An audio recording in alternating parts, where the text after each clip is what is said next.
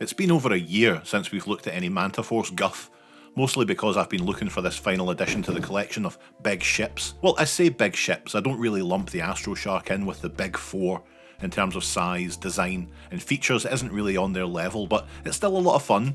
More than I expected it would be, so don't stop watching. Don't listen. So the Astro Shark is designed to be a sleeker version of the original Manta ship, and it resembles a shark in the same way that the Manta resembles a manta ray, i.e. not at all.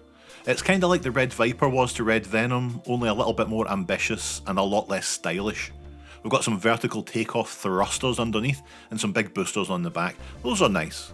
Plus the handle on top is super secure, unlike the Manta.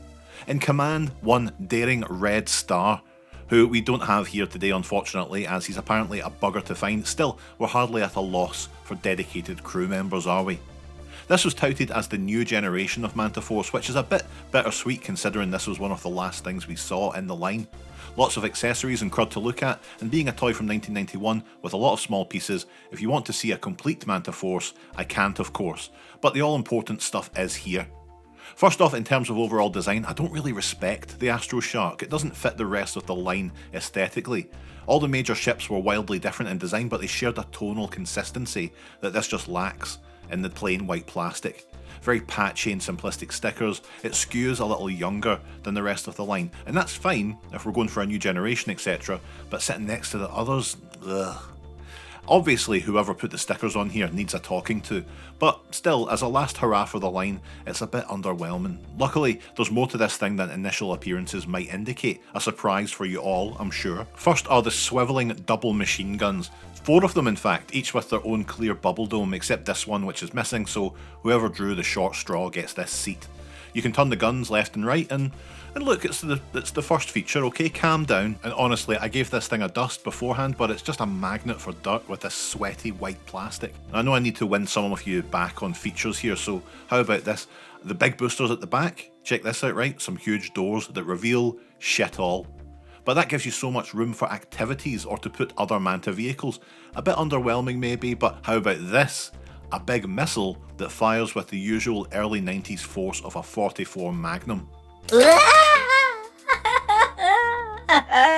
Lift the canopy to reveal the control deck. Room for 4 people to pilot this ship, communicate with the crew, write up the menu for the canteen, etc. In terms of outer artillery, we also have these giant laser bombs that you can push down to drop. Fair enough.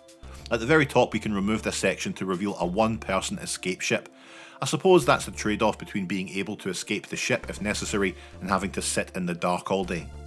Opening the mighty, skull of the Astro Shark, we get this secondary ship, and when it pulls out, this little fin springs up, which is quite cute.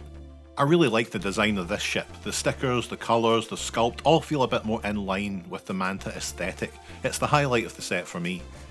Room for 1 Manta in the front who can open these bomb bay doors and drop pointy red missiles on those swines in Viper Squad.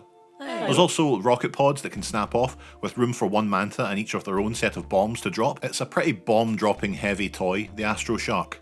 The only other thing that really bugs me about this set is the lack of space for Manta Force personnel. There's like, what, 12 seats in total? Like you're telling me there was no way to squeeze more than 1 seat into this thing?